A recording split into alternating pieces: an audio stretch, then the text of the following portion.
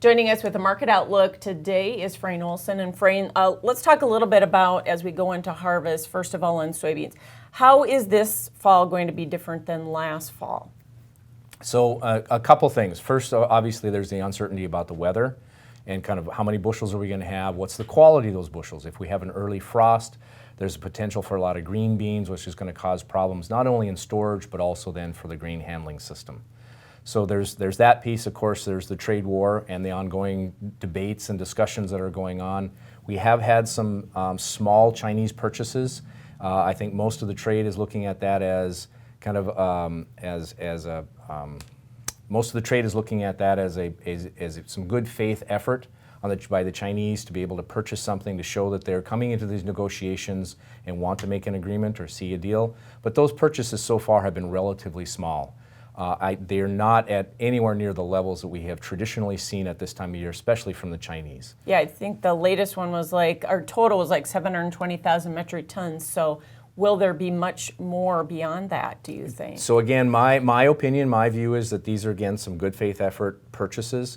I think they're going to see how the trade negotiations go. If the trade negotiations continue to move forward, we'll likely see some additional small purchases, again, in good faith to show that they're trying to follow through on some of their promises. But we really won't have any major trade flows until there's an agreement and we have a structure in place to be able to monitor what's going to happen. Will basis for soybeans be as horrible as it was last year? It was historically wide. I don't expect that to happen. We're seeing basis levels that are a little bit wider than we would normally see at this time of year. If you look back historically, but nowhere near the levels we saw last year. Again, last year we were very concerned about flows, a lot of uncertainty about where do we ship these soybeans if we can't ship them to China. We really didn't have an alternative route figured out, in particular for soybeans in this region. Where else do we ship them? So there's a lot of uncertainty and concern, and as a result, basis levels were very, very wide at harvest. This year we have those alternative flows figured out. We have some alternative delivery locations. And so there's less uncertainty and people feel a little bit more comfortable about setting basis levels and trying to regulate the flow of grain.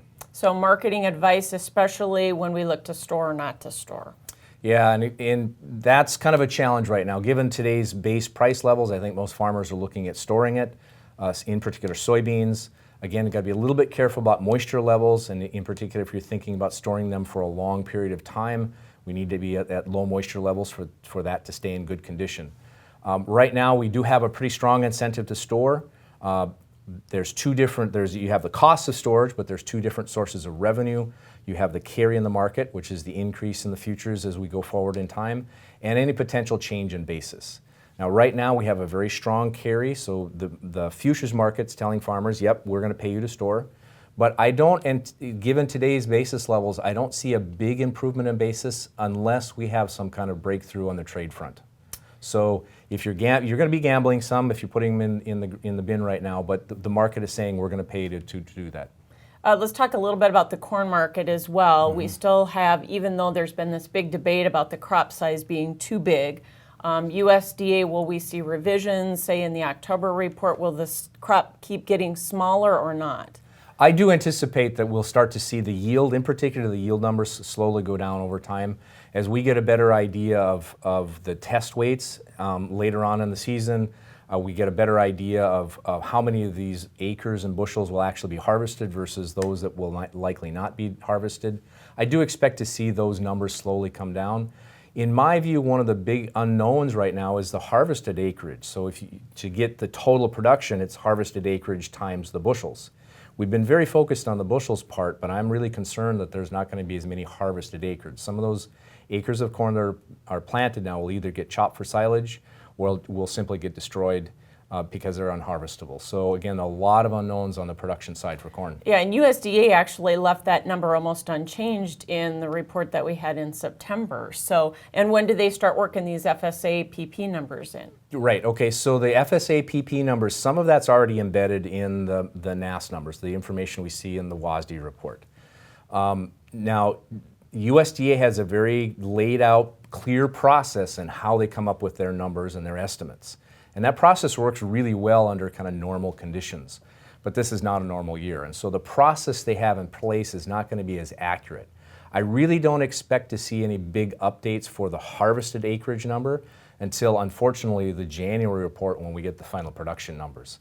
That is when I think we'll start to see those adjustments, again, on a harvested acreage side. We'll see yields adjustments every month, but it won't be until January report that those harvested acreage gets changed. So is the harvest or seasonal low in, and what should producers be doing here now as far as marketing, especially since we're so concerned about this crop being so immature? Correct, and I guess in my opinion, I think it is. I think the harvest low is in, and mainly because there's a lot of traders, especially in the futures market, that just trade the number. They trade the USDA information. They don't try and analyze and say, how accurate is this? Do we need to make some adjustments as we're trading? So I do think that the production numbers are overdone. We have to be a little bit concerned from a farmer's perspective that we don't get too bullish on prices, because the other half of it is the demand structure. And right now, the export market, we're making some export sales on corn, but they're not huge sales. The ethanol market's financially having some issues right now. And if we get a substantially higher corn prices, I think the usage numbers will go down also. So we have to be a little bit careful. I think there will be the potential for some rallies as we get into harvest. We get some better yield numbers or better yield estimates, more accurate ones. But we can't get overly bullish because we still have to sell it to somebody at a price that they can afford to buy it at. And so I'm a little bit concerned about farmers getting too overly excited about a price rally.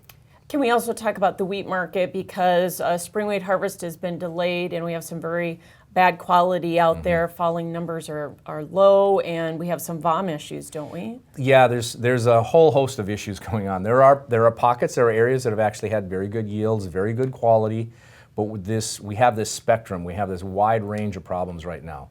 There are some areas that have the falling numbers issues. Some areas have both falling numbers and damaged kernels, where you can actually see the physical sprout coming out. We are hearing some reports of some high vomitoxin numbers, both in durum as well as spring wheat.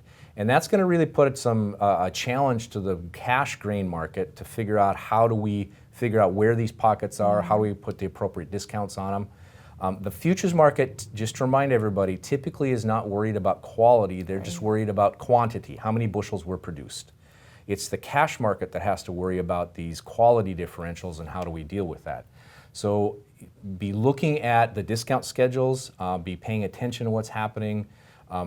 Again, right now, it's a matter of trying to store it and segregate it, keep your different fields and different lots and different bins, so you can do a better job of marketing those individual quality specs.